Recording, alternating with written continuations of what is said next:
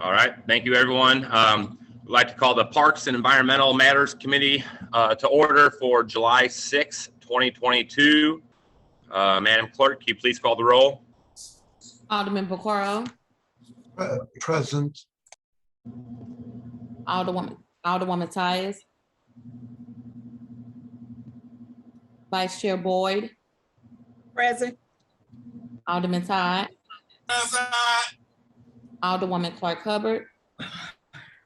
Alderwoman Peel. Chairman Gunther. Here. 4 present, you have quorum. All right, next we have the approval of the minutes from June 1st, 2022. I'd entertain a motion for the approval of those. So moved. Second. All right, call the roll. Alderman Pacoro. Aye. Alderwoman Tyus. Vice Chair Boyd. Aye. Alderman Todd. Aye. Alderwoman Clark Hubbard. Alderwoman Peel. Chairman Gunther. Aye. 4 aye votes. All right, we have no board bills to review. We also have no resolutions. This being my first chairman of the Parks and Environmental Matters, I'm kind of taking over for what the Alderwoman from the 27th had scheduled.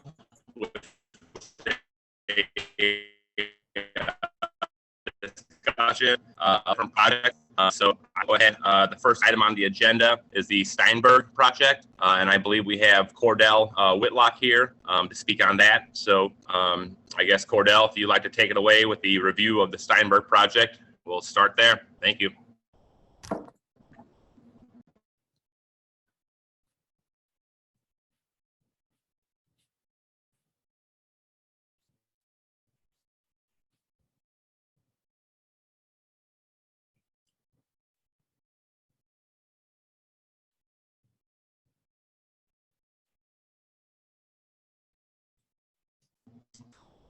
Mr. Whitlock, you're still on mute. I guess that helps. There we go. Stop that. All right, let me share my screen. Bear with me here. Can everybody see my screen? Yeah. Yes. Okay, great. All right. So I really appreciate this invitation. My name is Cordell Whitlock. I work for Vector Communications, and we are in charge of public engagement for the Steinberg Rink project. And some of you on this call have seen this presentation before, so I appreciate your patience. As you all know, this is Steinberg Rink. It's been the home of public ice skating since 1957, located in the southeast corner of Forest Park. And in 1995, I believe, the Board of Aldermen passed the Forest Park Master Plan, which calls for this facility to not just serve as an ice skating facility, but to be open year round. So Forest Park Forever, back in the fall, hired a set of architects to begin the process. And Forest Park Forever made it clear from the beginning that community engagement was the key to the success of this project. So phase 1 of community engagement was a 2019 feasibility study. Phase 2 is the current public engagement that's going on right now. Phase 3 will be public meetings with visuals that I'll explain in a few minutes. The current engagement we're doing is focused on broadening outreach to involve more diverse populations in terms of race, ethnicity, age, sexual identity, and geography. So Forest Park Forever knows that they have a core group of customers that comes to the rink every late fall and winter to ice skate. But they want to draw in a new crowd, and they've made it clear from the beginning, since they announced this project, they want everyone to feel welcome here, regardless of where you live, what country you come from, your sexual identity, your age, your race. They want to create a welcoming environment so that year round, no matter who you are, where you are comfortable coming to the Steinberg complex with yourself, your families, to enjoy yourself. Our primary focus has been on the city of St. Louis and the surrounding bi-state region, including Illinois. And to date, over 3,300 people have provided input during this current phase of public engagement.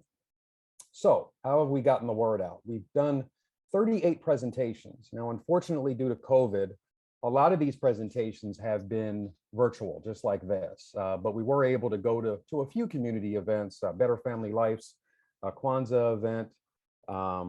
We went to a couple of events back in the winter in Forest Park. You can see on the screen here that Girls Inc. was one of the presentations we made. That was one of my favorite groups. Those young ladies were very engaged and they gave us some great ideas.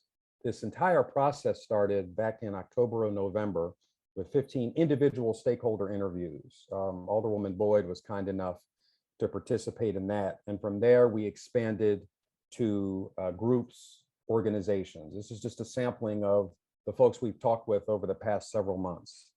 Jeff Vanderloo neighborhood, the 28th Ward, Stanford of Bolivar, the Grove Community Improvement District, 27th Ward, St. Louis County NAACP, Pride St. Louis Board, the St. Louis International Spouses Group. This is a group that was started about 10 years ago from women that moved here from other countries with their husbands because they were relocated for business. And they're about 500 strong.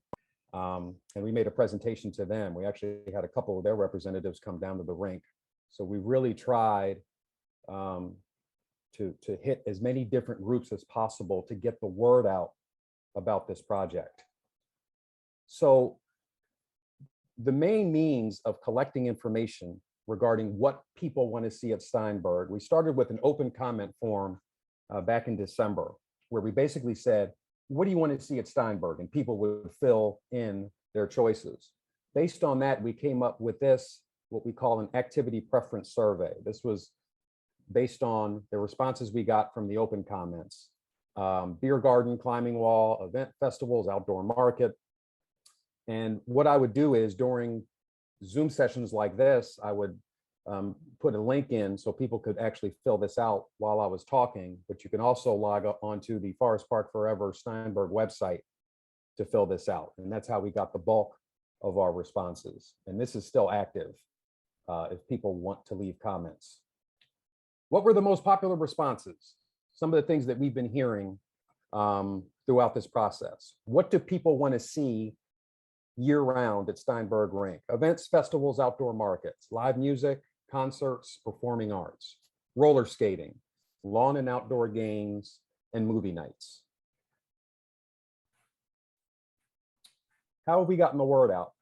So I mentioned the website, Forest Park Forever /Steinberg. That's the phone number. As of last week, we've gotten over 2,500 page views. People are staying on the page an average of about 2 minutes, which, actually is pretty good. And this page, as I mentioned, links to the option form, and it lists the hotline number that people can call with any questions or concerns about the project. Social media. So we enlisted the help of 45 social media influencers. These are people that have large Facebook and or Instagram followings. And we asked them when this project became public back in December to share information and to solicit input from the people that followed them. You can see the post on the right, Greater St. Louis Inc., one of those influencers that posted a little bit about Steinberg and directed people to the website. Because the bottom line is, out of all of this, we wanted people to fill out the comment form, because that's the best way for us to figure out what they want to see at Steinberg. So nearly 540,000 people dash accounts were reached via Instagram and Facebook, which resulted in 12,000 content interactions. So these are people that actually read the material pertaining to Steinberg and left feedback in terms of comments, shares, things of that sort. Future engagement. So next week, we have a meeting with Forest Park Forever, and we're going to have a public open house at Steinberg. My guess is this will be sometime in September. So at that open house, for the first time, we'll have renderings of potential concepts of what this year-round venue is going to look like. We're also, this has to be determined next week, but we're also thinking we're going to have maybe a sampling of, what could be at the rink, maybe a small little roller skating area, maybe a climbing wall, just to give people a sense of what could be there. We obviously want as many people to attend this as possible, but we know we're not going to reach everyone. So about a week after the open house in person, we're going to have a virtual open house where we're going to basically show those renderings on Zoom, have the architects, maybe some folks from Forest Park Forever on the Zoom to answer any questions that people have. Then we're going to take the open house on the road. As of now, we're going to have 2 locations in the city, 2 locations in the county, 1 in St. Charles, 1 in Illinois. So the idea is we're going to have some poster boards with the renderings, a self-guided tour, if you will. And after you look at what's being proposed or some of the ideas, we'll have comment forums. So you can look, you can visualize, and then you can leave comments. What do you like, what you don't like regarding what you see? And then when it's all said and done, and there's a final preliminary design concept that has been chosen, we plan on having a celebration event at Steinberg. Basically, a big public thank you for all of the people that participated in the process and made it possible for this to happen.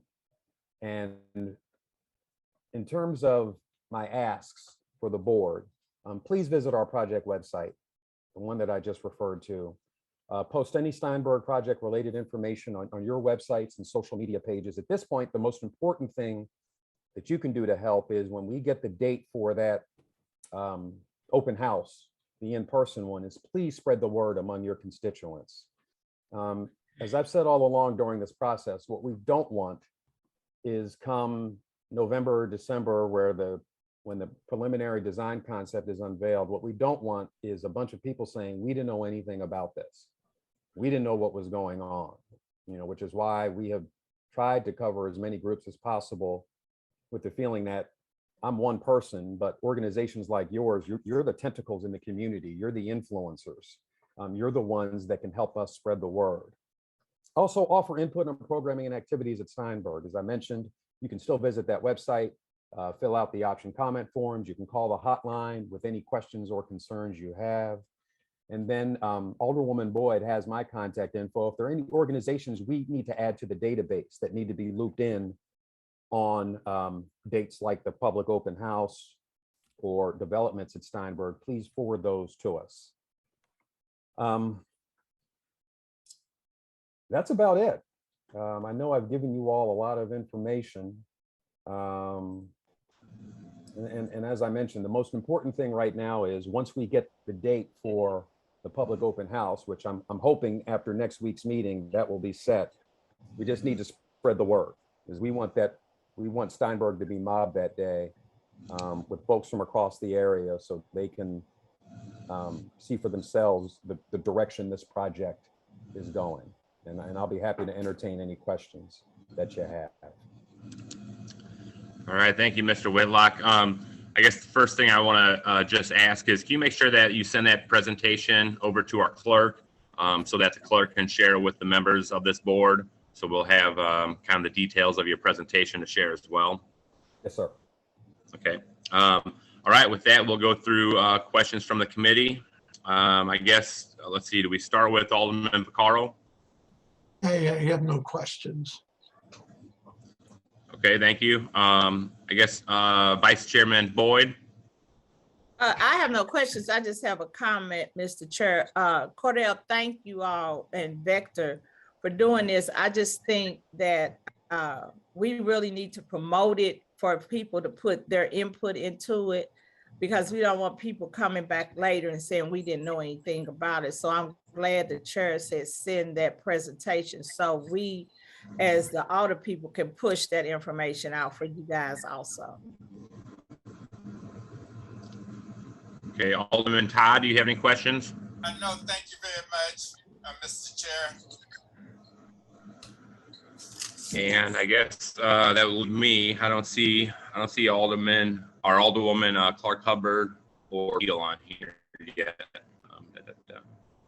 Nope, I don't see them. So that leaves me. So yeah, thank you very much for the presentation. Like I said, being first coming into this and first seeing this presentation, the plans going on. It's very encouraging. I guess, Mr. Whitlock, I do have one of the questions. Some of the things that you had listed up there for possible uses during the summertime, like the splash pad or the like miniature golf. Do you look at, and I guess do you figure out with parks, because those would need more infrastructure and something that is not easily kind of taken up for the ice rink? Is there input with parks on, the viability of having structures such as miniature golf or splash pads, and I guess how easy they are to remove them when you do the switch from winter to summer? I will defer to Mr. Hayes for that, because obviously Greg is at the forefront of, the decision-making process in terms of what's going to actually, go into the year-round Steinberg. So Greg, take it away. Sure. Yeah. And let me be very clear. There was a real heavy emphasis on Forest Park Forever with the presentation, with all due respect to Cordell.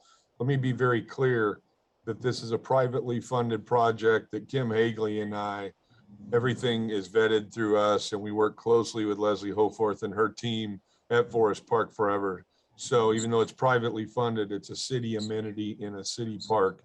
In terms of design, yes, we're going back and forth with various designs. We narrowed it down to 3 rough draft designs, and Chairman Gunther, your points are well taken in terms of infrastructure. We want to make sure what we put in there is maintained well, and splash pads and things such as that certainly reach a higher level of maintenance. But that is still a work in progress, and our goal would be to come up in the very near future, hopefully, with one design proposed to the Forest Park Advisory Board in a session with a meeting with them, and then we just go through the whole 9-step process in the next year or two. So yes, as Cordell said, his community surveys are certainly gathering a lot of information from the community, not only the city and just outside the city, but we want everyone to feel welcome in Forest Park, and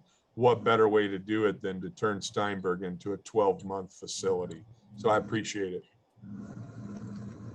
Okay, and then I guess this is kind of my other question, I guess, for Director Hayes or for Director Hagley. So I know, being kind of on the southeast side of the city, obviously Soulard Farmers Market is a huge draw, and then also towards kind of the center of the city, Tower Grove Farmers Market is a huge draw with the Food Truck Fridays.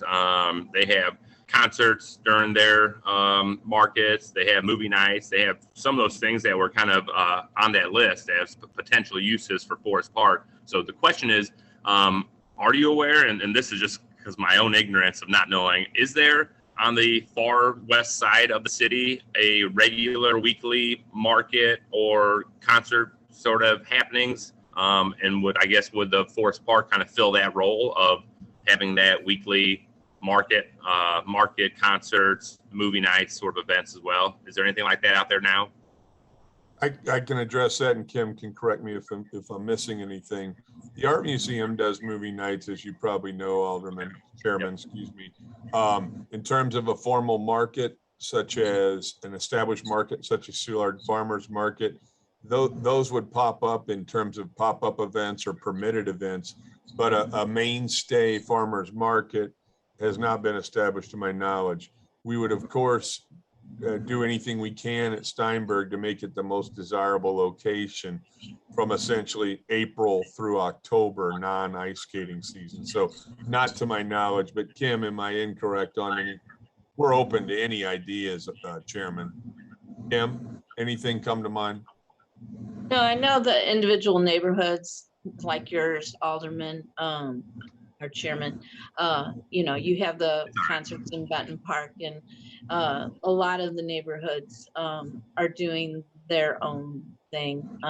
We do have a little bit of a market that we're testing out in Francis Park, but other than that, and I did have an inquiry last week about another one, but I haven't heard back from the person. So I think it's kind of hit or miss and here and there, depending on, the different neighborhoods.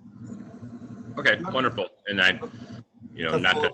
Well, go ahead, Chairman. I'm walking on. Oh, I was just gonna say, I just know the draw that like the Tower Grove Farmers Market has, and then other cities that have like night markets. That's not just farmers market, but they could be art markets, and they really have a large draw.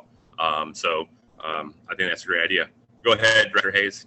Yeah, just a little commentary, one last comment. With Soulard Market obviously being close to you, but in the 7th Ward, we have had conversations with Alderman Coder. Kim and I and Board of Public Service are aware of the needs at that market. It's an iconic destination. We don't ever want to get out of the market business, but we've had a lot of conversations of infrastructure needs there, facility needs, to make it a better place than it is. It's extremely popular, I contend, but Kim and I, we have our finger on the pulse of what it takes, and we've relayed those structural needs to Board of Public Service and to others. So we know what needs to be done there. Okay, thank you. I see Alderwoman Peel has arrived. Alderman Peel, we're just had the discussion on the Steinberg. Do you have any questions about Steinberg at the moment? I do not have any questions. Thank you. Okay, and then Alderwoman Evans, you had your hand up. Do you have a question? Yes, thank you, Mr. Chair. I just want to know what are splash pads?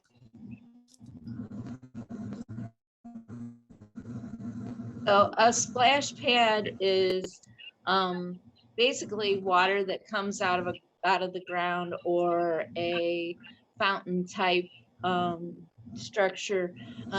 Depending on how old one of them are, you kind of see one up in South St. Louis or St. Louis Square Park, St. Louis Place Park. It has it almost looks like the ribs of the bird cage at the zoo, and the water sprays down. Other ones, you step on a button and it comes up out of the ground. Some of them have structures that have maybe a flower, and the water comes out of the middle of the flower. So it's just something to keep the kids cool during the summer, that it kind of supplements the pools along with the A-frames that Recreation puts out around the city. Thank you.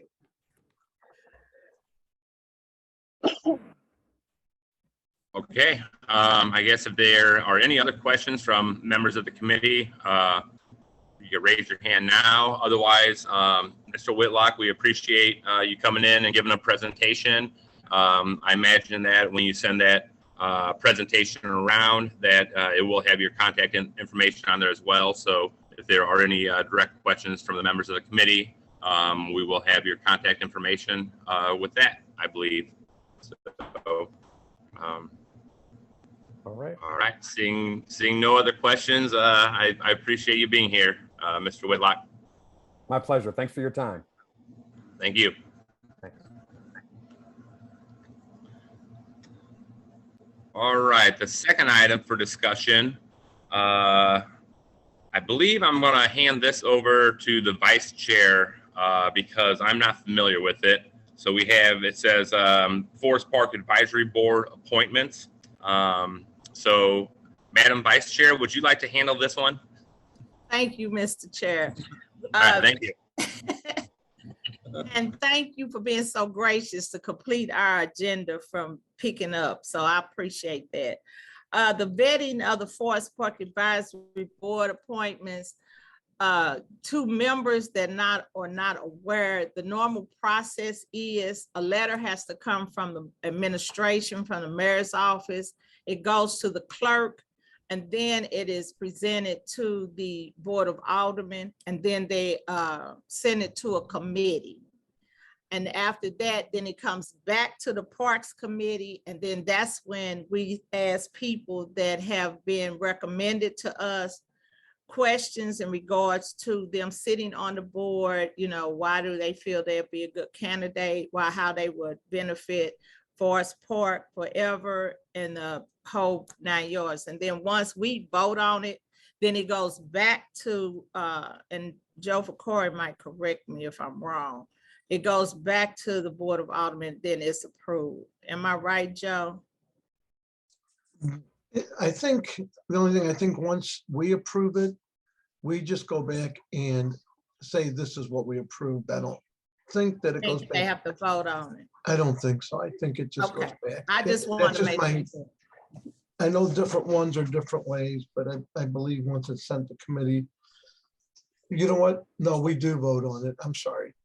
Okay, Because we just did the members of the oversight board and so yes, it'll come back as a resolution. It'll get second read in the resolution and then the majority. It does come back and get voted on by the full board. okay. I just want to make sure I was giving out the right information. Go ahead And to think about it, but you're right. Okay, and I apologize to Greg Hayes because he's been patiently working with me and I'm new on that part. So I had to kind of do my research to make sure I was steering it right because I don't want to mislead people. So thank you, Greg, for your patience. And so that's the process. So the letter has been sent over to the clerk. And so it will be presented on Friday and then they'll take it through the process. And so, Greg, I do know the clerk will notify the people that will come back to our committee for them to be able to speak. So I do know that part. Vice Chairwoman, I appreciate that. I do need to provide you with an update. I know it, thanks. Yeah, I'm happy to be patient. We lost a invaluable member of the community within the last week. If you didn't hear, Mr. Alvin Willis of the 18th Ward, I'm sure Alderman Todd knows him well. He passed away on the second Saturday. I pursued him, so to speak, from a high recommendation of at least one colleague. Mr. Willis was on the Forest Park Advisory Board for the last year or so. He'll be dearly missed. So just so you know, he was not part of the current process of reappointments or new appointments, but we'll have to replace him. And then I just got a note right before this meeting that Mark Masensky with the Art Museum is going to take a pass on being a recommended advisory board candidate from me, so to speak. So I will send a note to Anna Wingren on my staff, our staff, and to Michelle Knox that one won't be applicable, Mr. Masensky. So we'll have two positions to fill, Alderwoman. Okay, thank you. Alderman Carl. So Greg, my assumption is going to be because we would have had to have had them by this meeting to have got them out before the summer break. So I assume that these positions don't have to be filled until, I guess, when we come back in September sometime. Well, I think everything's in order, Alderman. It'd certainly be ideal. It's been been trying to get it accomplished since June of 21. So yeah, I mean, just so you understand the process, it would be, the letters would be read at the meeting on Friday. It would get referred to the Parks Committee, but those names would have to be there Friday. It would get referred to the Parks Committee. The chairman would have to call a meeting. We would have to vet and vote them out before next Friday's meeting in order for them to, to be put on the board by next Friday. It doesn't take multiple meetings. We only have 2 meetings left, this Friday and the one after. Then we go on summer break. I just want to make you aware of the timeline. So these letters would have to be, what is today? Them letters would have to go in. You'd have to get them over there today to the clerk. Because by our rules, I believe you have to have them in by Wednesday in order for them to be read. You might get by with Thursday morning, but I don't think so. Yeah, so thank you, Alderman. Vice Chair, you have all the information already, correct? and you have the information, correct? Yes, sir. I have everything, and it's all been sent to the clerk. So it should have went on this Friday thing, Joe. Okay. I mean, Alderman Pecora. I'm Oh, no, sorry. Joe works. I remember that. Be my name. Yeah, so what, So oh, sorry, Alderman. I just want to make sure that, I guess even that Alderman White, that be aware of the timeline. If this is to Right. get done by that, it has to be, I would check with the clerk to make sure he has that he did put it on, because I know mine took a few weeks because of the letters not being a proper format or not coming through. Okay. However, but it would have to be. I'll call him today. As soon as this is over, I'll reach out, Greg. Yeah, thanks. My goal. I'll take responsibility because it was my fault. I didn't know the process, so I had to like really relearn it. So yeah. My goal, if possible, is for these individuals either to be approved, or if in the event some or all aren't approved, for decisions to be made before the summer recess or the next recess, excuse me. When does the Board of Aldermen come back knowing that next Friday is the last day? September is after, isn't it after the Labor Day? Yeah, so it's the Tuesday, it's the, I got it in front of me here. But I'll just state whatever can be done, we'll accommodate in any way. If an accommodation can be made, whatever it takes to get them approved. That's all I'm asking. September. I'll work on it, 16th. Greg. I'll work on it today. Thank you very much. Michelle Knox has everything for quite some time. But Sharita said 9/16 is when we come back. That's what I say. And so I do know, I want to say before the holiday, Michelle sent it to the clerk. So Right. I was on that email. Okay. Yeah, whatever you can do would be great. Okay. I'm sorry, Mr. Chair. You're doing great. I would just say, Alderman Gunther, or Chairman Gunther, you'll have to make sure that get a meeting. Otherwise, that won't happen.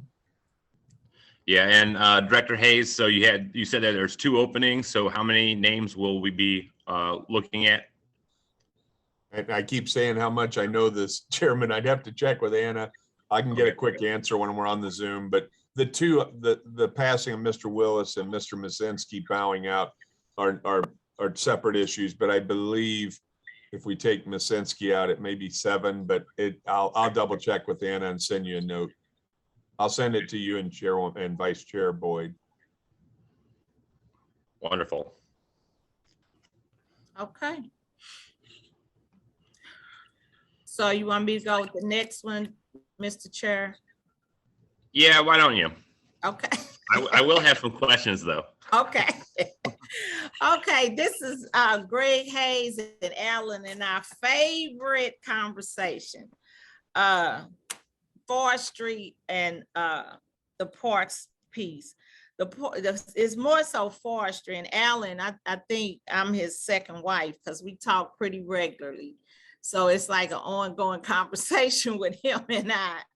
And so we're trying to figure out how to solve these issues and support him and what they're doing.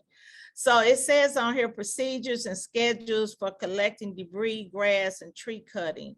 And so what I had asked them was the first issue that we had found out, we were trying to figure out was the scheduling of how areas are picked, how wards are picked, how they're cutting grasses, And so we got several different conversations. At one time, Vicky was putting out a schedule, and it would say, Ward 9, and it would be these dates, and it was confusing. And so I would always refer back to Greg Hayes and said, I don't understand it.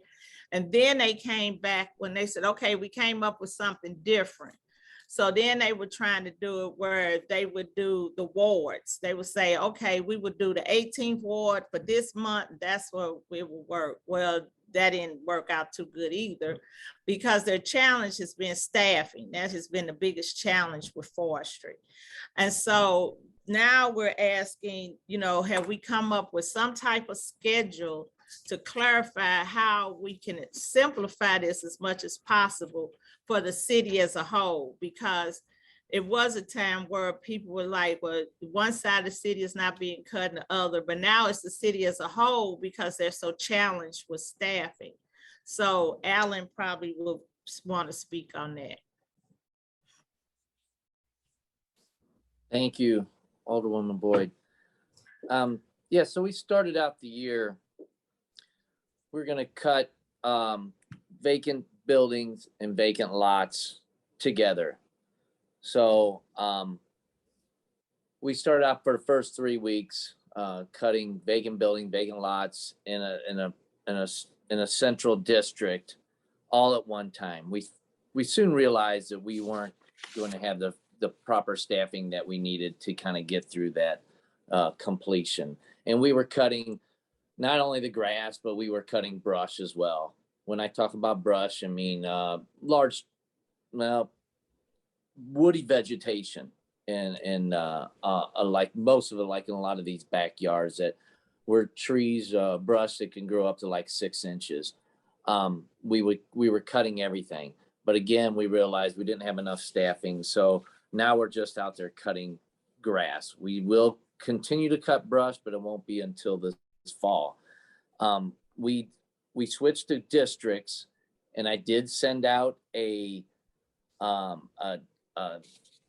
schedule, cutting schedule, a district map, and then also a map. That map showed that kind of laid over top of the wards, the wards we have now, and then the wards that we'll have in the future, I guess next year.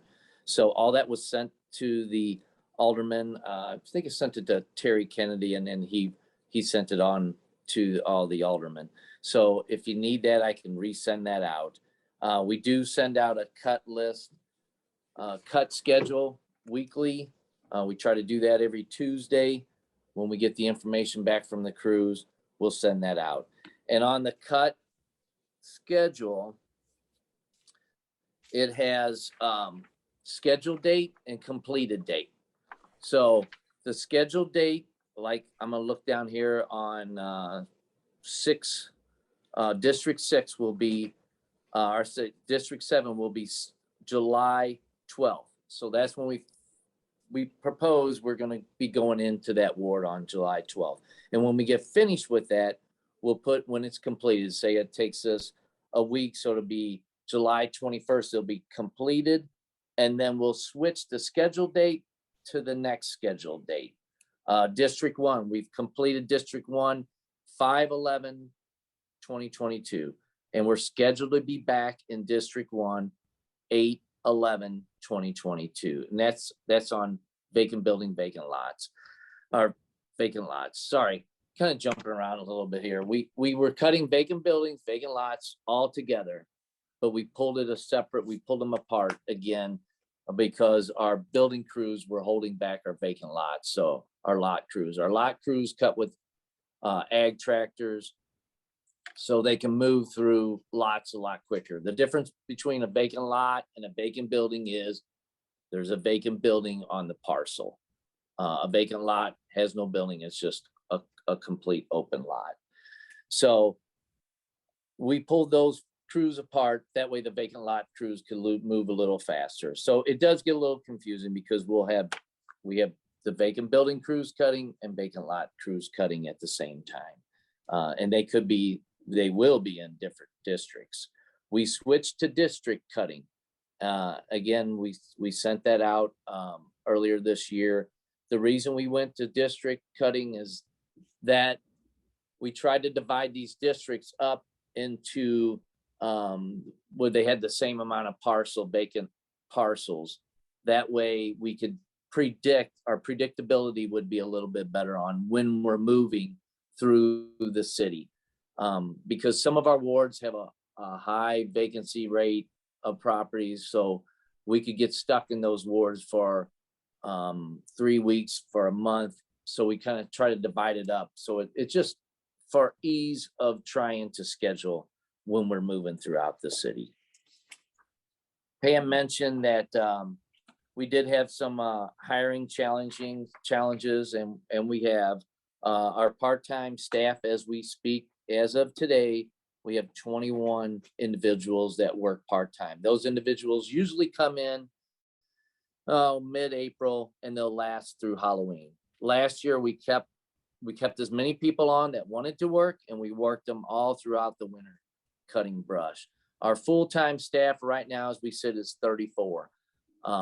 We have 40 full-time staff usually. So we're only down about 6 individuals. That isn't too bad. But right now we have 55 people out of our normal 111 individuals that we need to be out cutting vacant lots. If I can jump in. Oh, go ahead, Alan. Sorry.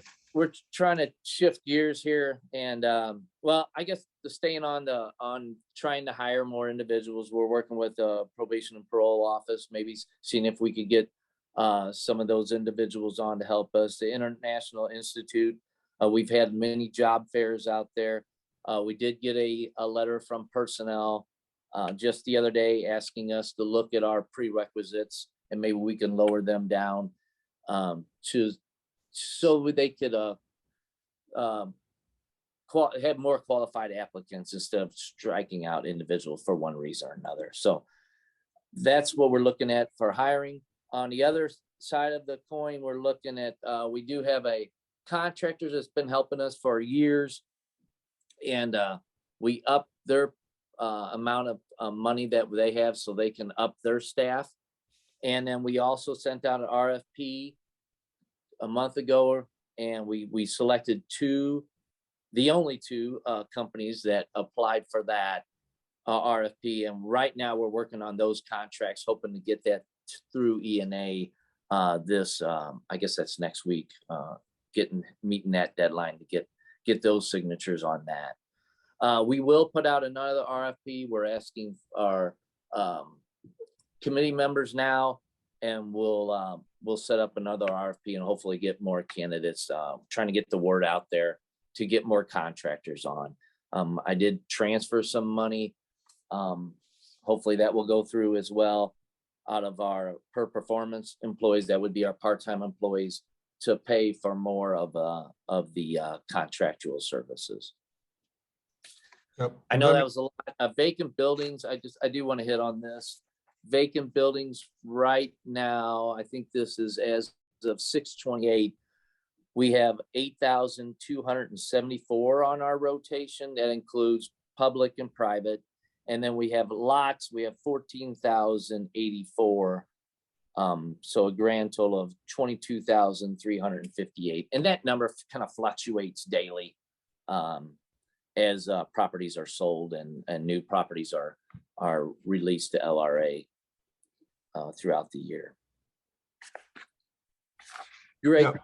I was just gonna, thanks for the details, Alan. I know Alan sent the district idea to the Board of Aldermen probably in April, maybe prior, but I don't want to be redundant on what Alan said, but the crux of the matter is our job in forestry is to cut grass on vacant lots, buildings, and easements. It doesn't do anybody any good to manage by excuses and talk about our staffing issues, but when we're asked the question, we need to provide the answer where we are. So 21 seasonal employees when we need 80 is an issue. So what we try to do is go to all the, try to exhaust every option imaginable. We almost turn into an HR department. We hold our own job fairs. Alan mentioned trying to make a connection, International Institute, St. Louis Public Schools. We'll talk to probation and parole, alternative sentencing, regimented discipline we did years ago with zero cost labor, St. Louis jobs, STL youth, anything we can do.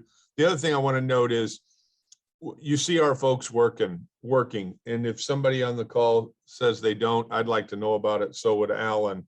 We're working 5 10-hour days Monday through Friday. When you don't have staff, you try to compensate and provide the cutting services by overtime.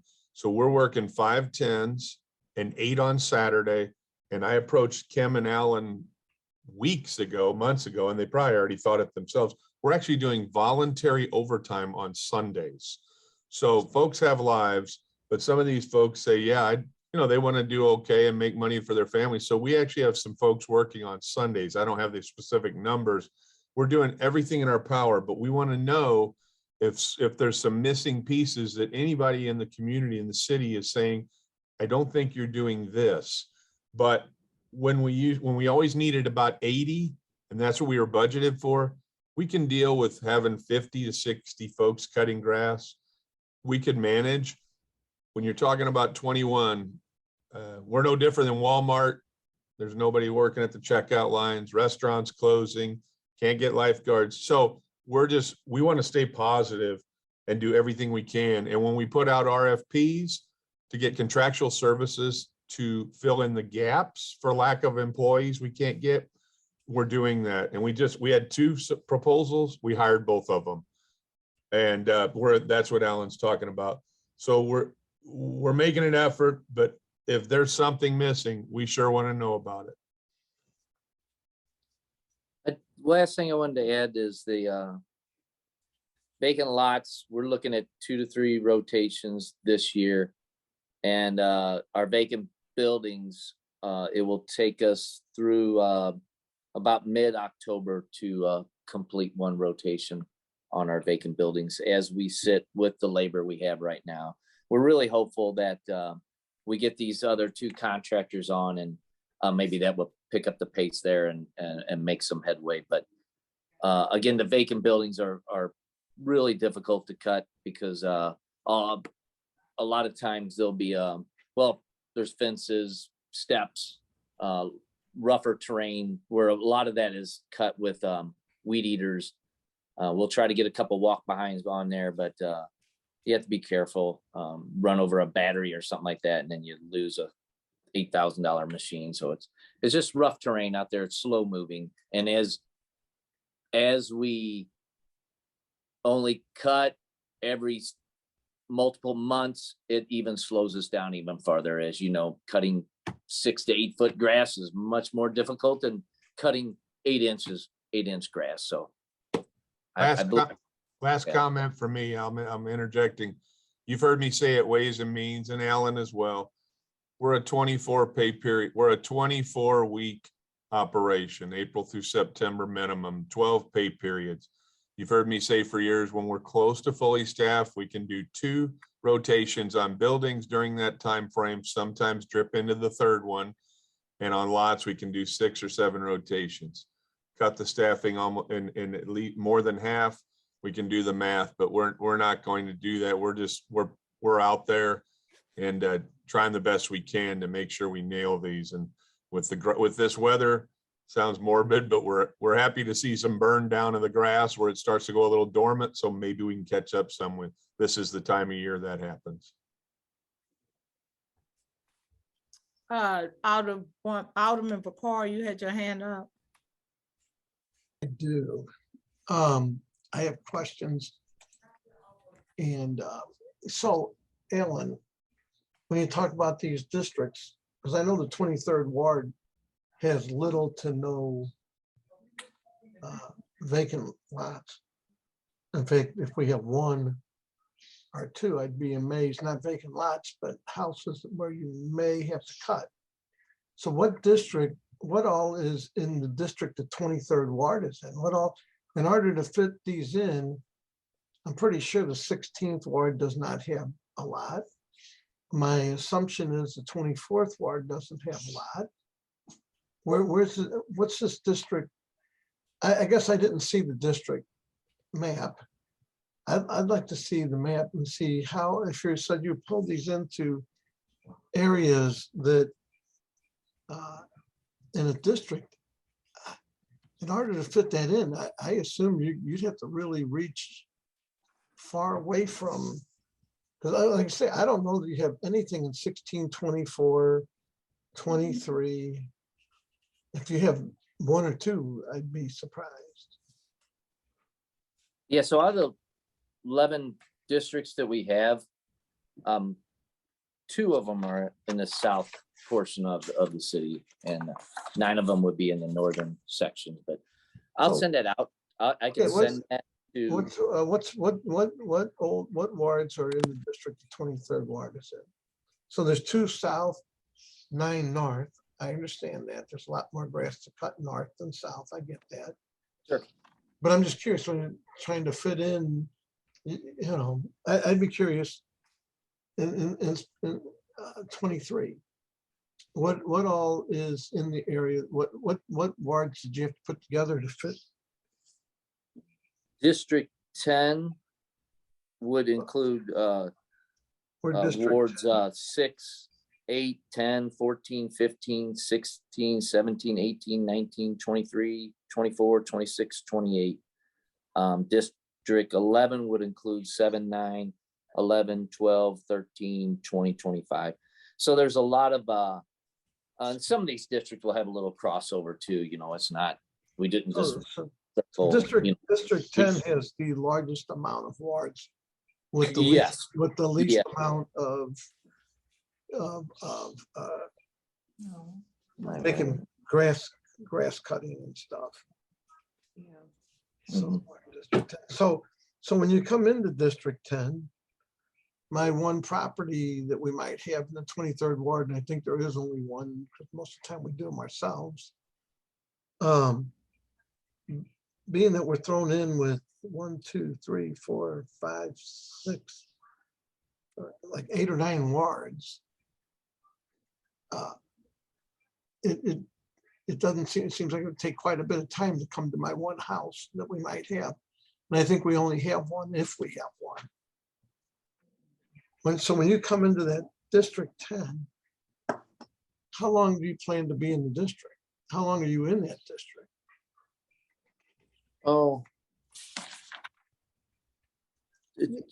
Probably 2 to 3 weeks. I mean, it just depends on how many of these lots do get cut by like volunteer groups. Some neighbors will cut their some lots. So where we have a little bit higher vacancies, we kind of run through those wards a little, our areas a little quicker. But it just depends on the amount of vegetation. Right? So what I would be curious as you do your districts, Mm-hmm. can you break down, won't have to have this overnight, but in the next week or so, like, so in District 10, how many lots you're cutting in District whatever, how many Yeah. lots you're cutting, just a breakdown. I'm just Yeah. curious, because again, I'm good with, I understand that north, that you're there a lot longer because it's a lot more empty vacant lots, and I get that. I'm not saying that's, I think the districts is not a bad idea. I guess what I worry about was in that district, getting to the one that may be in 23, or the 1 or 2 that could be in 17 or 15 or 10, I guess I worry about that they're only here twice. And then if they're doing like, if they're in the District 10 and they're in the, and I'm just making these numbers up, but they're in the 15th ward the majority of that time, it seems like 23 might be not getting it's one cut. So I'm just curious if you can break down the number. Yes. So Alderman, we'll start at one area and go to the next. And whenever we get done with the last district, and then we'll go back and start over. So it's all about the frequency, and that's what everybody's concerned about. This property, I mean, we hear it from districts we're done with. They're like, hey, this property's tall. We're like, yes, we know, because it's been 3 months since we've been there, or 2.5 months, whatever, when we started in April. And then the properties we haven't been to. So those properties are only going to look good for 2 weeks, after you're cut. So it's about the frequency, not about the scheduling or anything like that. Is how can we speed up the frequency of cutting? And that's what we're trying to do with getting some more contractors on and more staffing. Okay, well, the thing I guess I'm asking for is Yeah. the number of lots being I will cut send that. in each district. It's a curious question. Have it right here. So Okay. we'll send that out, and I think it'll help if I'll resend that map out, and you can overlay it Okay, with the or if with it's the- okay, if it's okay with the vice chairman or the chairman, could you share it on your screen now? I'm on a tablet. My Okay, big computer doesn't have a microphone or a camera, so okay, no, that's okay. little Other than that, I chess. mean, these guys are doing a good job. I get it. We really need to get into a comprehensive trimming of the trees, especially in the 23rd ward. It has the most trees of any other ward, and it does. They did a tree study and said the 23rd ward has more trees than any other ward. And a lot of these trees are covering the street lights. So why we don't even need street lights because we can't use them because they're covering stop signs. And it's been, I'm gonna guess 7 or 8 years or better where they went through and just did a trimming. When can we look, when do you think you'll be in the 23rd ward to do a trimming of the trees? We're paying for houses and cars that are being crushed. Right. No, we have a contractor cutting down trees right now. We have that 1.1 million. So they're out there cutting down trees. Our staffing is almost exactly the same. Earlier I was saying we have 55, we need 111. On our tree side, we have 29 positions open, or 29 positions, and we have 15 of those filled. So our tree side not much better. So we'd love to be able to do a district trim. Right now we're just trying to fulfill work orders with the most hazardous trees. So we just look at which ones are the most hazardous, causing damage to homes, like you're saying, covering street lights, or a lot of dead wood in them that have large branches, and we try to tackle those first. And that's the only way we can, is really look at the most hazardous trees and tackle those first. Okay. Well, I appreciate it. Thank you, Madam Chair and Mr. Chairman.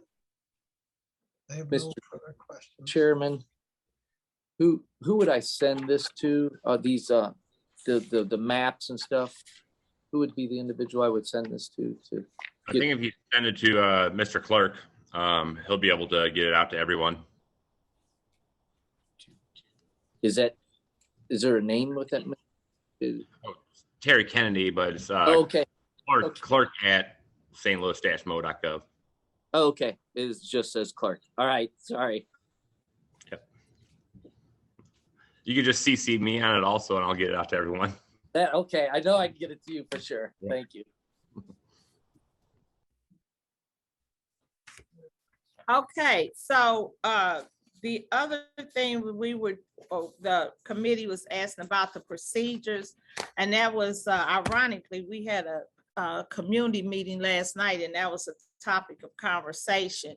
And I'm glad Mr. Flake was able to get on, because the conversation was forestry is cutting these lots and vacant buildings. And so we have all this debris sitting on the street by these buildings. And so it's no link, it's no communication. We don't know what's going on because it takes so long for people to pick it up. And so it's my understanding that forestry lets the debris team know where they cut, and then the debris team's supposed to circle around, but it seems like the dots aren't connecting. So Mr. Flake, could you kind of expound on that? Absolutely. Kent Flake, Commissioner of Streets. I brought Mr. Liggins in here with me today because he's our debris guy, at least this week, sitting in for a supervisor. And I'm actually going to pass this off to him. I will say that I know there has been some communication issues in general, just with I think staff at forestry changing and staff with us changing. But I will let him go farther on that because I'm not exactly sure how that communication gets passed. Good morning, Anthony Good Liggins, morning. one of the foremen. My supervisor's not here, so I'm taking in for him. Actually, for getting all the debris picked up, normally we would get a list that will be sent over that will actually describe where the debris is. And we will try to get a hold of that debris as soon as possible, as fast as we can, due to the fact that we do have short staff as well. Lately, we haven't got any list from them. So that's what we pretty much waiting on as of right now. Okay. So, so I'm just giving a scenario. Say today you have forestry cut 60 lots and 100 vacant properties, and they send the list. So they supposed to send the list prior to them cutting or after they complete it? We would get the list after they complete it, which means everything would be already on the ground so that we could come get everything. So it won't be too many people in the way. So how long? Go ahead. I'm sorry. No, we coming with machines and equipment, so we don't really like to let, we don't like a lot of people in the way for us on the ground moving around. So we can be able to get in and get out. A lot of times there'll be vehicles in the way and stuff like that in the communities as well. So we try to limit the amount of bodies being moved around. So how long after you receive the list do you, just a synopsis, you think you could complete the picking up those debris? Sometimes it varies. It can be within a few weeks because we actually we have a large load as well for CSBs that's coming in for different debris items that are legally dumped in alleys as well. So we are trying to attack that as well as give forestry a hand to assist on picking up the debris that they actually leave in the streets. Okay, and so, and I'm just speaking for me, the other people can chime in when they want. But I don't know why that was changed because it didn't make sense to me. Because when you cut your property at your house, you don't have somebody coming later to pick up the stuff. And so in our communities, and where we're like getting on residents about that, they cut the grass and then leave the grass out there. And we like, no, you need to clean it up. So I'm just asking as the vice chair of this committee, if we could come up with a better solution to that, because I think I say the two most dangerous words in our city is accountability and communication. And so what I'm hearing from you, you don't get the communication. And what I'm hearing from forestry, they said they give it. So I don't know, but I just think at the end, the residents are who's suffering, because a lot of that debris is left for months on end. It's even left to the next season because nobody gets it up. So that's my concern. I just think that process needs to be looked at again. And I did talk to Ms. Cross last night, and she said that you all are trying to look at how to re-evaluate that, because that's not working for us, because our city is now left with all this debris. And most of the time forestry is leaving it at the curb site. So it's just debris sitting there and nobody's picking it up. So, I mean, it's not you per se, because you're only doing what your direction is given to you. But I just think we need to look at that as a city on how we can improve that process. Chairwoman, can I ask a question? Uh-huh. And this is for Commissioner Flake and Mr. Wiggins. Mr. Wiggins, this, and certainly not a debate because we're all on the same team together and work hard together. I don't know how long you've been in the role, but I've never heard the contention of lack of lists. I believe Vicki Wakeland has always sent them and I don't want to pick on this gentleman. He used to work in forestry till he was sent to streets. Antonio Stokes is a foreman who we've always sent lists to when we complete services or whenever that list is sent. How long have you been in your role to be the recipient of those lists? I actually been here the entire time that Antonio Stokes and all the guys were brought over. So we don't send them to Stokes, because I've always been under the impression that we do. No, we have gotten lists from you guys, and I did say that you guys did send over lists, but for any recent lists or anything that recently happened, I haven't seen any lists that came over, because Vicky normally would email. And I did indicate that as well. We would normally get an email from Vicky. And we haven't got anything recently for whatever's been left down recently. But to piggyback on what was said earlier, when we see debris in the streets, even if we're working in the area, we always tell the guys, get that. Don't leave that in the streets. Get that. If I'm at liberty to ask Vicky, Vicky, is there some confusion, or is that correct, incorrect? It's like I said, please, this is a professional meeting. It's not a debate. But Vicky, is there something I'm missing? Vicky hasn't sent the emails. We'd send them. Damon, we work closely with Antonio Stokes, so I know Damon and Anthony would send them directly to him. So if there's a different process, I'd love. I mean, we can follow whatever we'd like. So Kent, I can talk to you offline. We make sure I can send it directly to Kent. So we'll get it straightened out.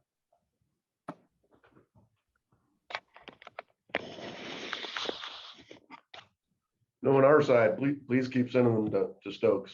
I mean, Stokes and Mr. Liggins are the guys. Appreciate that, Kent. That's what I thought we were doing. Thank you. Thanks, Kent. I'll make sure that we continue to send those daily.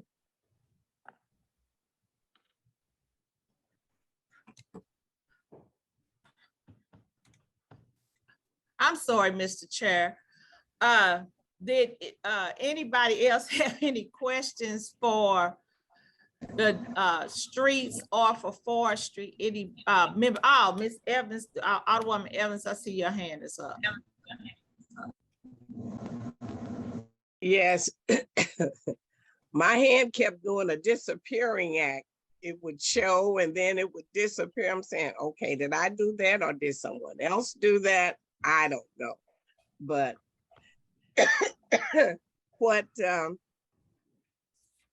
I wanted to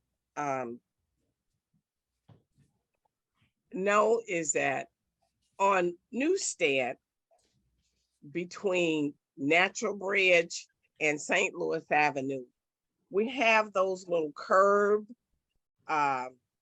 inserts with trees. And I was wondering, you know, do the forestry cut those inside the inlets of the around the trees on Newstead? It's a nice area, and it would be nice if forestry could cut inside those inlets that's on Newstead. Now, I was thinking about hiring someone to cut those, but someone told me that forestry can do that. Am I right about that?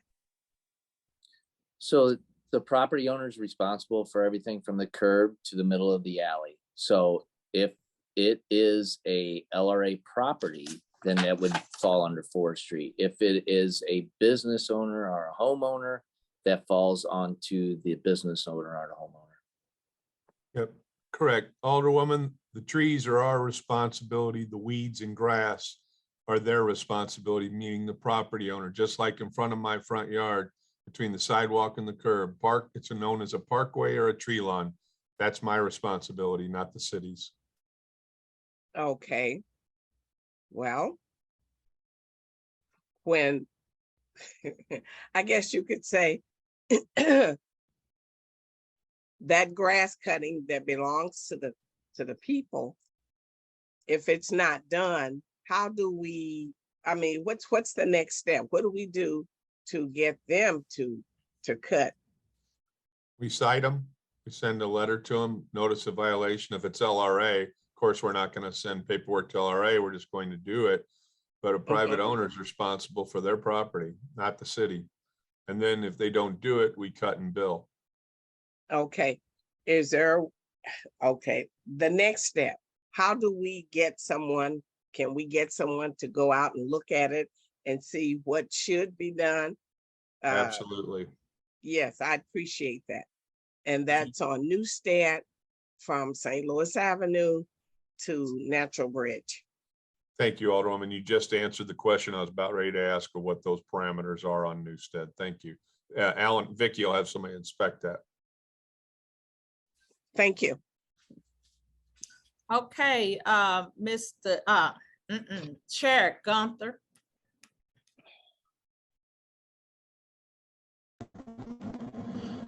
Thank you, Madam Vice Chair. I did have a couple of questions. So I guess kind of Greg and Alan, when we have private lots that are, I have one every year. It's a problem 33, I think it's 3315 Lemp. It's a privately owned lot, and the guy that owns it every year lets it get to be 8 foot or 10 foot tall. When I have the neighbors call me and say, why can't we get this mowed more? I say, well, it's on the rotation, and they get fined. They get, a bill from forestry. But the guy doesn't mow it because he gets one bill a year, one mow a year. Is there any way that we can find them more regularly to say, I have a vacant lot personally and I mow it every 2 weeks, or if I don't mow it every 2 weeks, I pay someone to mow it every 2 weeks. But the owner of this vacant lot says, well, I'm not going to mow it. I just wait for forestry to do it, and I get one bill a year. What can we do about that for private lots? Go ahead, Alan, then I'll certainly weigh in. No, Dan, that's a great question. I think maybe we talked to the counselor's office about that, but as far as forestry ourselves, that's the crux of this, having lack of staff and the rotation being like we're talking to Alderman Vaquero, is just the consistency of cutting and the frequency of cutting, and the guys playing the system exactly. He has us because we're gonna bill him every time we go there. So if we could go there 14 times a year, then we could really kind of make a statement, right? But right now we just don't have that. We don't have the labor to really force people's hands. And Chairman, thank you, Alan. Chairman, we could look at that again. I believe that was broached at the city councilor's office several years ago in terms of a fine. For instance, we inspect it, they haven't done it. We know we'll be pulling off a rotation constantly to do these, and that's a fairness issue. So we looked at maybe a fine, it'd be tedious, but take a picture and just fine them. But I believe the answer we got years ago is you have an ordinance, you have a weed and debris ordinance, you follow the ordinance, and if you service it, you can bill them, but there is no fine applicable absent those services. But we can look into that again, Chairman. I know it's frustrating because the guy is probably just being brazen and saying they probably won't be here for a while, and then the neighbors get it very frustrated. And I am familiar with that 3,300 block of Lemp. Yeah, the same owner's been doing it for 7 years. So, because he only gets one bill a year. So yeah, I didn't know if there was any way that, like you said, we have an inspector show up, the grass is 8 foot tall, we fine them. 2 weeks later, they show up again, we fine them again. I didn't know that we can only charge for mowing. So, we try to think out of the box. In forestry for years, I've done it, Alan's done it, Vicky's done it. We try to get creative and contact the owner. It may sound corny, or leave a business card on the address and say, please give me a call, and have those conversations and saying, hey, look, it's surprising sometimes, it's refreshing, the compliance you get where you say, look, we've got a lot of CSBs coming in. Your property is the only one on the block, and we don't do it every day. But we do try to think out of the box, and sometimes folks will say, yeah, I hear you, and they may do it. But anything we can do to communicate with folks, but some people are just defiant. Well, can I jump in for a half second? Just because, Sure, I'll yield the floor to you. no, it's just a quick question answer to your thing. Because what I run into is, first off, when they're cited, they have 30 days before there's a second reinspection. And then they give them an additional time, then they refer it to court. So I don't think, and we would almost have to change our ordinance. I don't think that we can do 2 weeks.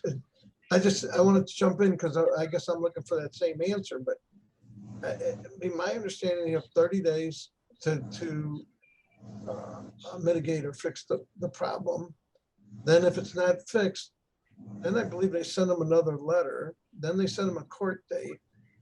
By then the grass is, 28 feet tall. But I think What ordinance are you referring to? when you I'm cite unclear on what ordinance you're referring to, Alderman. when you cite someone in the city. Yeah, I know we don't go Grass through a court process for grass or anything Well, like I that. mean, you have a hearing. No, we don't. We do not. So if somebody doesn't clean up the property, I just would like a good understanding.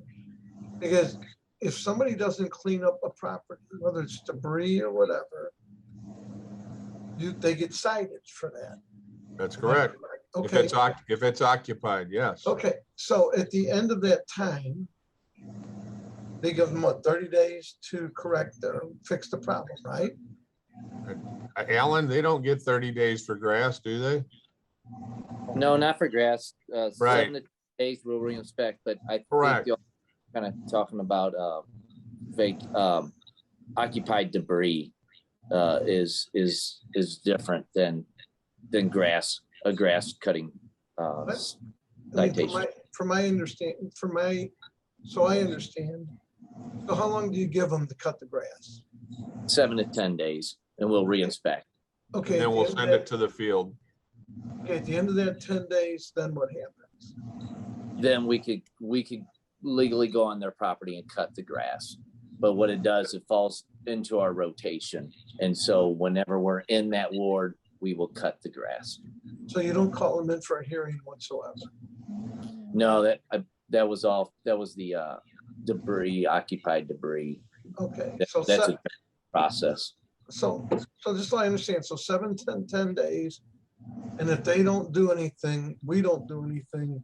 We throw it in the rotation, which is only twice a year. So maybe there's something that we need to do at the Board of Aldermen that does something more, because so I'm thinking about not cutting my grass anymore.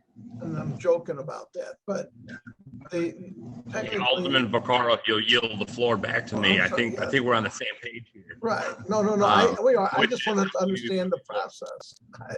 I will quiet down. I just wanted to understand the process.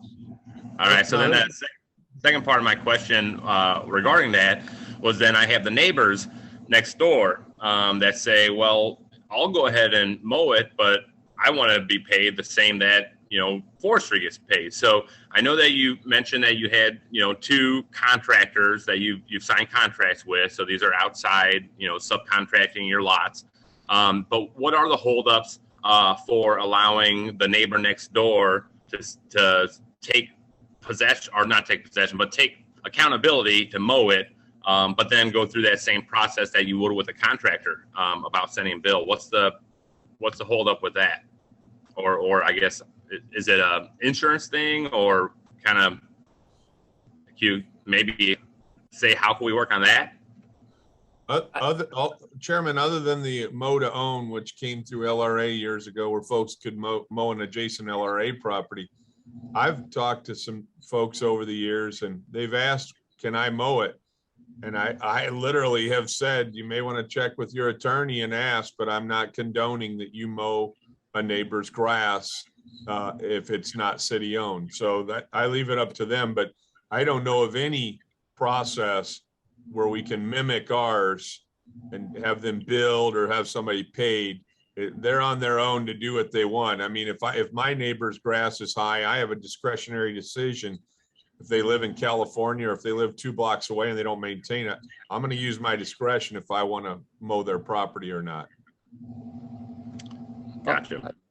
Alderman, I think that permission to go on property is kind of a hang up there, like trespassing. So that's why we'll send out those letters to vacant properties right in the spring. And so that gives us permission to go onto their property at any time.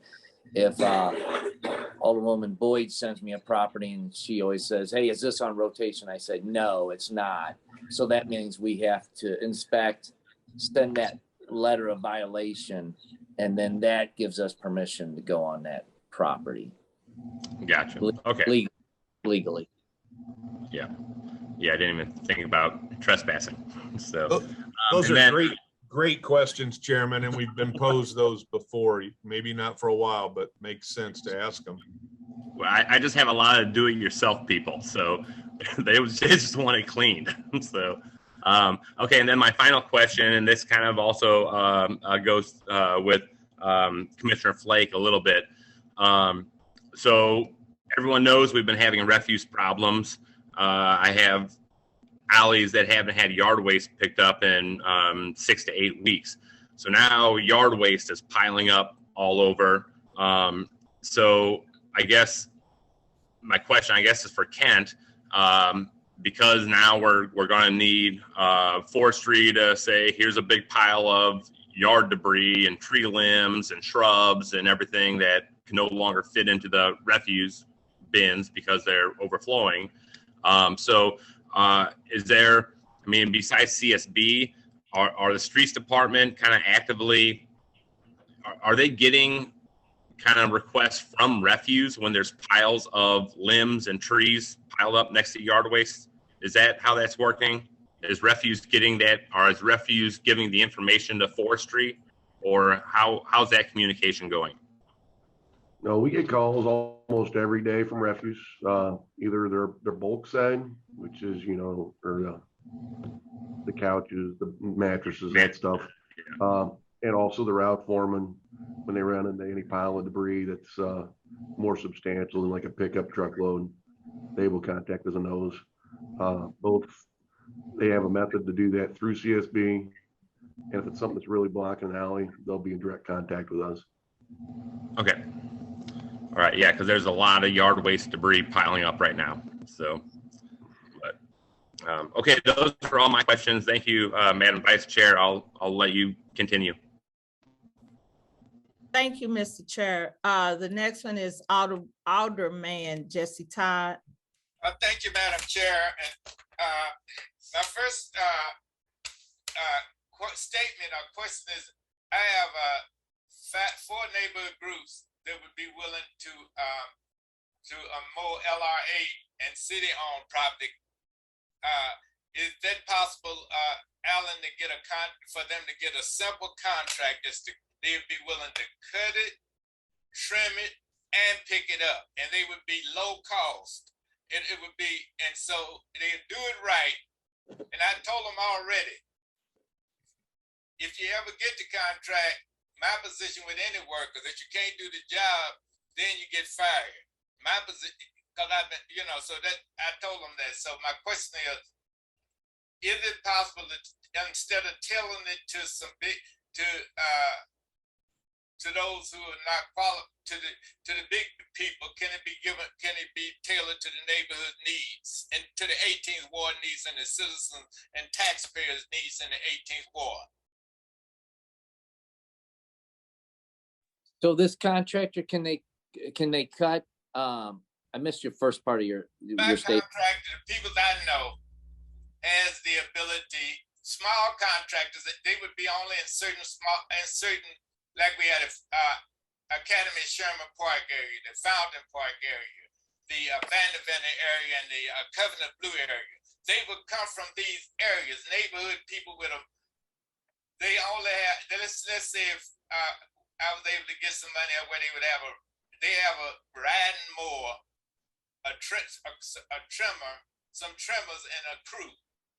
but they would be able to go to these lots, to LRA lots and city-owned lots, and cut, trim, clean up behind themselves. My question at the lowest price, is it possible for those type of people who live in the neighborhood to get paid to do a better job than anybody else would do because they live there? And my position would be very clear as alderman. If I had the authority to talk with Commissioner Jankowski, if they don't do it, I would tell them to their face, I would recommend you get fired, even though they vote for me. I don't care about the vote. I care about a clean neighborhood. I would recommend they get fired if they don't do a better job at less cost with LRA property and city property, and we would save money as a city because our money could be shifted to other needs. And we would also have a quality, beautiful environment so that the residents would be safe, because they have grass right now that is dying, that if a fire starts, it's going to burn down some solid citizens' home. I've also had tall grass last year where a couple of guys jumped down and shot some people. I've had, when I was committee man, Democrat committee man, I had dead bodies found in grass and stolen items. And I saw people putting dope, what I thought was dope, because I walk around hiding it in grass, hiding it in those cylinder pots when it had high grass. So they put the dope and other illegal stuff in there, and they use it to stash their stuff. And sometimes their stuff gets stolen and they get to fighting and shooting and killing each other. So I'm trying to reduce crime as well as make our neighborhood look better. My question is that possible? Because then we wouldn't have to worry about the insurance issue. So Alderman, all funding for forestry has to go to contractors that would equally cut throughout the whole city. So I have to equally distribute that money throughout all 28 wards. So I can't just hire a contractor just to cut in specific wards. They have to be able to help forestry equally cut throughout the entire city. Would you be willing to hire these to help you cut throughout the entire city? Yeah, Okay, absolutely. I will let them know, and I'll let them get in contact with you. You can make statements. Okay, go ahead. I'm sorry. I will send you as soon as we have the next committee. We'll get together and we're putting up another RFP, and I will send it your way. And if you could distribute it to as many individuals as you can, that would be great. They're just going to have to cut multiple wards and multiple amount of properties to help us. As I stated, we have 9,000 vacant buildings, so we need to be able to kind of cut through those fairly quick. Let me make another quick statement. We said the challenge, but to me, and the facts will prove me right, is that the challenge is that the forestry workers are not being paid the value that they offer to my constituents, because my constituents have never told me, let's give everybody a bonus, a $2,000, every city worker in the city a bonus and a $2,000 raise. I had to hide when they wasn't picking up trash, and with this tall grass, I had to go out my back door instead of my front door because they be stopping me. So the challenge is not enough money. I think our people in forestry should be full-time, paid top dollar, and refuge, paid top dollar. And we would be able to keep people. And since Commissioner Flake is there, here we got people $17 an hour, and the yard waste people $25 an hour. We can't keep these essential workers that I was being attacked by, and I'm getting nasty emails talking about the alderman ain't doing nothing. That's all they say. Soon as something go wrong, this old alderman ain't doing anything. Look at it. Look at my trash. I'm not, but what is the point? I'm tired of being attacked by my constituents for things that we could easily solve because of the fact that the workers are not being paid enough. They're not full-time. And also, we can find other people to cut it. I was a special education teacher. I'm a retired teacher from the St. Louis, and I taught I taught for more than 30 years, but 15 years was teaching special needs people. We need to go to these high schools and get special needs people. We need to go to Job Corps. I heard you, which I want to commend you for saying that you did go to the parole and probation office. We need to advertise even better. We need to do a mailing the same as politicians do when they want to get elected. Do a house-to-house mailing, explain about those jobs. Put out, and these politicians, I'm telling you, and myself included, I'm a politician, put out some signs like you do when you want to get elected. Do a mailing, do a robocall, do everything that you do.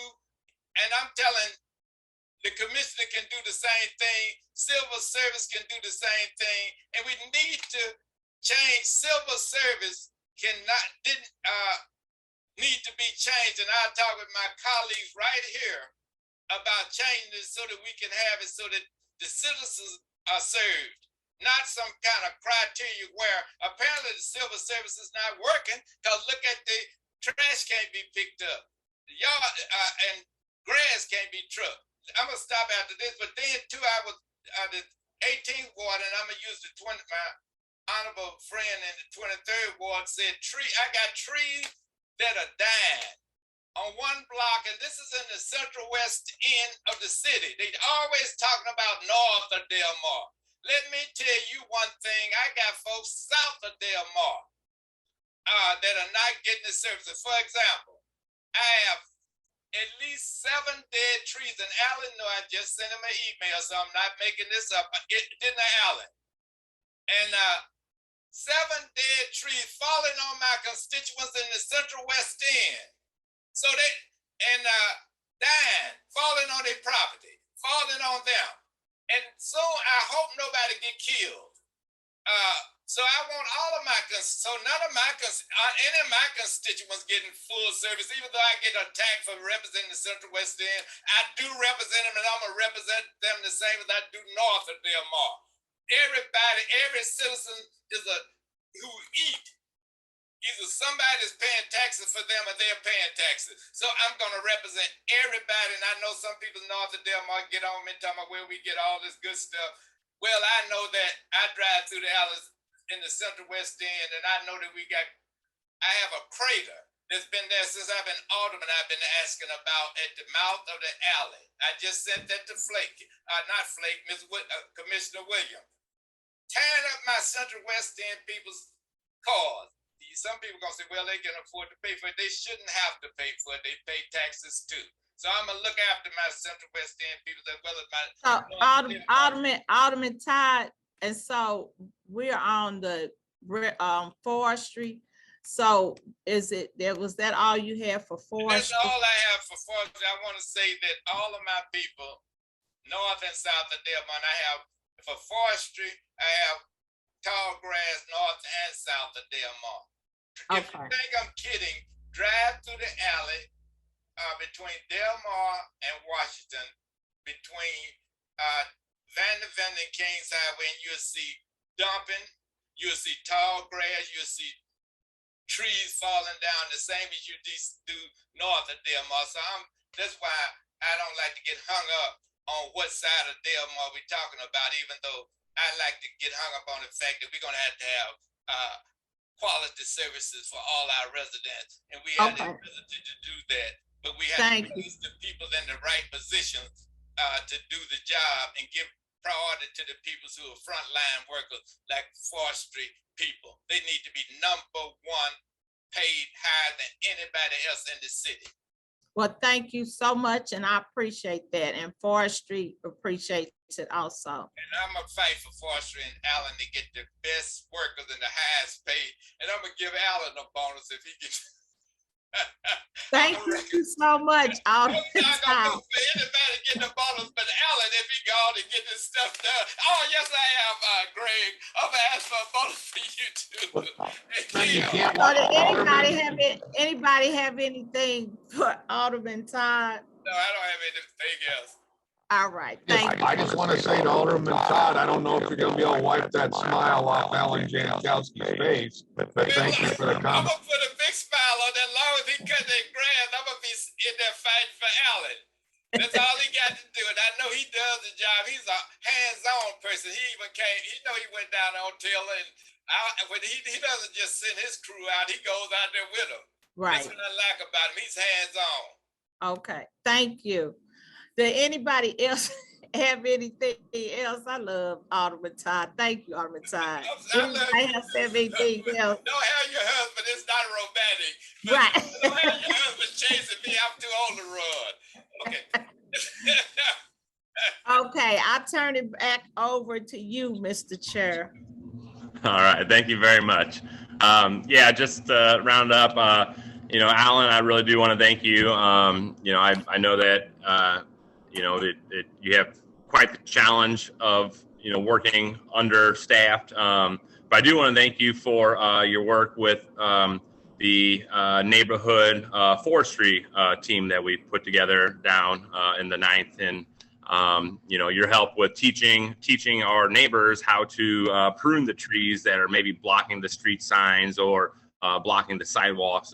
That's been very helpful, and hopefully this is something that we could push the neighborhood foresters, something we could push further into the city, so that we can kind of help you out, because we have a lot of neighbors that want to do the right thing. They want to be able to walk down the street. They want to see their stop signs, and relying on you to do stuff like that, is something that we could probably pick up ourselves. So thanks for your help with that. Hopefully, Director Hayes, you've heard some good things about what we're trying to do to help out. So, and then also, Commissioner Hagley, I just want to say a shout out from everyone about the Marquette mowing crews. Those guys are working 7 days a week, and we appreciate it. So yeah, for being understaffed, you guys are doing a really great job at keeping our parks looking good. So thank you very much for all your help. So I don't see any other hands raised for any other questions. Director Hayes, go ahead. Gunther, I just want to say I was just literally getting ready to say I want to give a shout out to Kim and her team as well.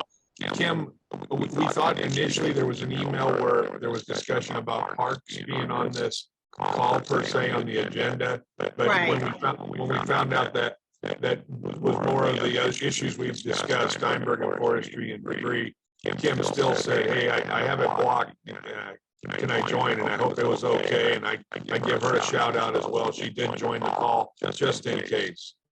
Well, I wanted to add to that, and I'm in agreement with the chair. Parks has done a tremendous job. And so from the Parks Committee, I think it kind of opened eyes for people from all sides of the city when that Park Committee did a tour of the different parks. And people kind of got their eyes open because, people, as Alderman Todd said, it's always one side or the other.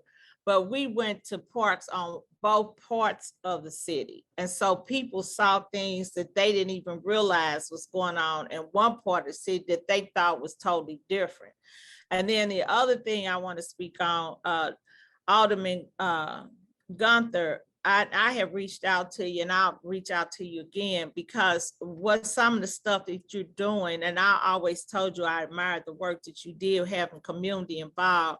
And so that's what I'm doing in my ward. I'm asking people in my ward, if you have a vacant property or a lot on your block, to cut it.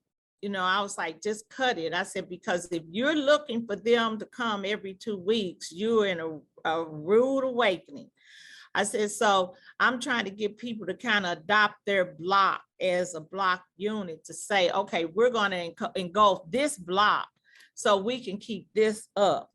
And then with the trees, I didn't even think about that, Alderman Gunther. So that's a great idea. Maybe we can get some people together and have, I'm going to say Alderman Todd, Alan, to come in to kind of teach them how to cut things back, to kind of help them. I am starting to reach out to Ameren more, because what I do find out is with all this rain, Ameren has not cut back like they should be cutting back off of the lines and stuff. And then a lot of lines that we're finding, it's not just Ameren, it's the cable lines that are getting hung up in the wires. So I think under the situation we're in a crisis situation. I think Alan is handling it well. Kim has always kind of finagled to try to work with the parks piece. And I'm not bragging, I'm just stating the fact. I think I have the best parks crew. But anyway, I'm just saying. But I just think that, you know, all the city employees need to be applauded, especially the ones that work outside and the weather that they're engulfing in.